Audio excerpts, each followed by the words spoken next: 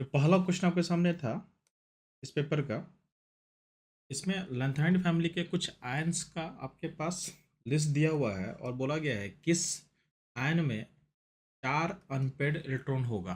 तो क्वेश्चन जो है, क्वेश्चन ये आसान इसलिए मैं मानता हूँ क्योंकि इसमें आपका एटॉमिक नंबर मेंशन किया हुआ है। अगर इस क्वेश्चन को डिफिकल्ट करना होता तो इसमें आपके एटॉमिक नंबर को मैं नहीं दूंगा, तो आपको लैंथेनाइड फैमिली अगर याद नहीं हो तो क्वेश्चन आपसे नहीं बनेगा। तो इस पेपर में आपके पास एटॉमिक नंबर मेंशन कर दिया था, इसलिए क्वेश्चन क्या है, बस आपको कॉन्फ़िगरेशन लिखने आना चाहिए। अगर आपको इलेक्ट्रॉनिक कॉन्फ़िगरेशन लिखने आता है, बस आप वैल्यूज को पुट करो, आपका आंसर तुरंत आ जाएगा। ठीक है, ध्यान देंगे।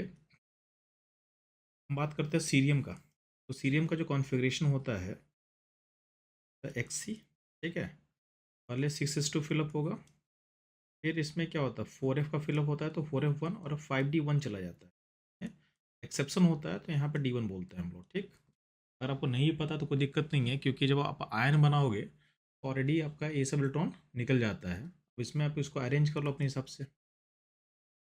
एक्स सी 4f1 5d1 6s2 ये हो जाएगा आपका एक्स सी, आपका सीरियम का कॉन्फ़िगरेशन। अब इसका सीरियम का जब +3 आप निकालोगे, इसमें एस का 2 निकलेगा और डी से 1 निकलेगा, यानी आपके आउटर मोस्ट सेल से पहले इलेक्ट्रॉन आपको रिमूव करना है। अब बताओ बच्चों लोग, एक्स सी का यानी सीरियम +3 का जो है कॉन्फ़िगरेशन क्या हो जाएगा 4f1 जेनन 4f1। इसमें अनपेड इलेक्ट्रॉन कितना होगा, इसमें अनपेड इलेक्ट्रॉन होगा 1 होगा। ठीक, सिमिलरली अगर हम बात करते हैं टीबी, ठीक है, तो हम लोग सीरियम का निकाल लिए, इसमें अनपेड कितना आ रहा है बच्चों लोग, यार आपके पास 1 आ रहा है। ठीक है, टीबी का एटॉमिक नंबर कितना मेंशन किया हुआ है 65 मेंशन किया हुआ, तो टीबी का पहले हम लोग कॉन्फ़िगरेशन लिखते हैं। टीबी का जब आप कॉन्फ़िगरेशन लिखोगे तो टीबी का कॉन्फ़िगरेशन क्या होगा 65 का, ये हो जाएगा एक्स सी 6s2 654 है, एंड ये हो जाएगा 4f9। इसको आप अरेंज कर दो सेल के अकॉर्डिंग तो क्या हो जाएगा, ये 4f9 आप अंदर लिख लो, 6s2 को बाहर लिख लोगे। d+3 में क्या करोगे आप, यहाँ से 2 इलेक्ट्रॉन निकलेगा और यहाँ से 1 निकलेगा, एक्स ई 4f8 हो जाएगा। समझ में आया? आपको पता है कि f सब सेल में कितने ऑर्बिटल होते हैं, तो 7 ऑर्बिटल होगा। ठीक है, अब इसमें 8 फिलअप करें तो क्या होगा, कितने अनपेड आपको दिखेंगे,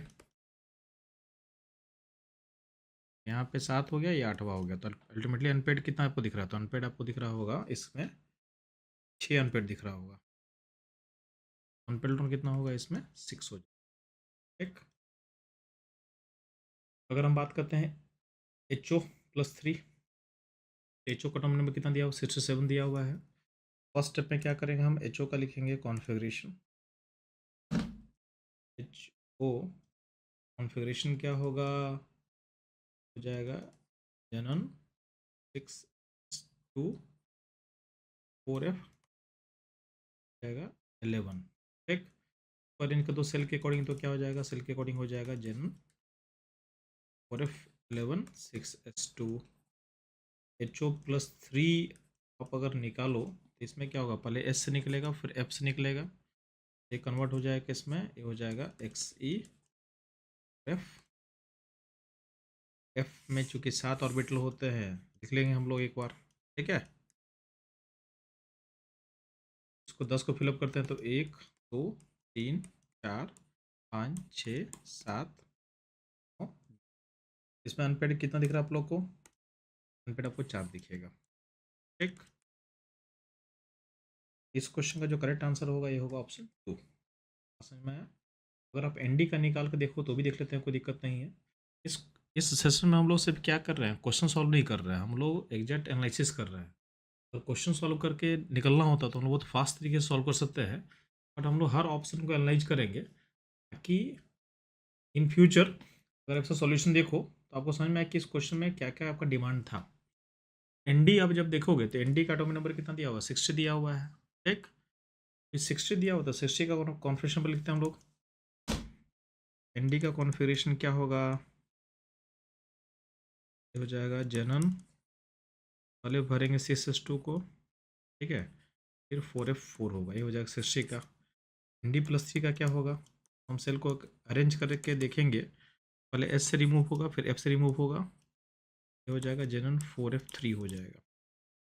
4f3 मतलब कितना अनपेड होगा बच्चों लोग, f में 7 ऑर्बिटल होता है, 3 आप भर लो, इसमें अनपेड क्या होगा, इसमें अनपेड होगा 3।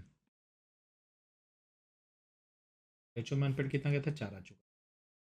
क्वेश्चन का डिमांड क्या था, क्वेश्चन का डिमांड ये था कि किस में 4 अनपेड होगा, तो अनपेड 4 होगा ऑप्शन 2 में, तो +3 इस क्वेश्चन का करेक्ट आंसर होगा।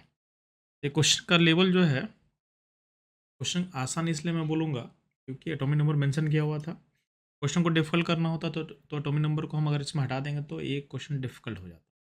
ठीक, तो चलो ये था इस क्वेश्चन का सॉल्यूशन। मूव करते हम लोग नेक्स्ट क्वेश्चन पे।